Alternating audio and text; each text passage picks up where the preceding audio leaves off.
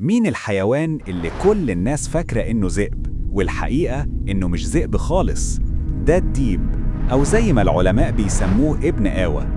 الديب بيشبه الذئب في الشكل، بس مختلف عنه تماماً في السلوك. الذئب بيصطاد بالقوة، لكن الديب بيصطاد بالذكاء والخداع. الديب ممكن يمثل إنه ضعيف عشان يجذب فريسة صغيرة تقرب منه وبأسرع حركة يمسكها. غير كده الديب كائن اجتماعي جدا، وبيعيش في مجموعات صغيرة ويتواصل مع أسرته عن طريق أصوات غريبة تشبه الضحك والصفير. ولو شفته بالليل هتسمع صوت عواء، بس مش صوت ذئب حقيقي، ده صوته هو بيستخدمه للتواصل مع مجموعته.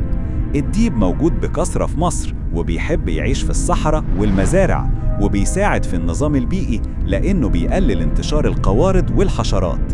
يعني رغم شكله المفترس هو مفيد للطبيعة.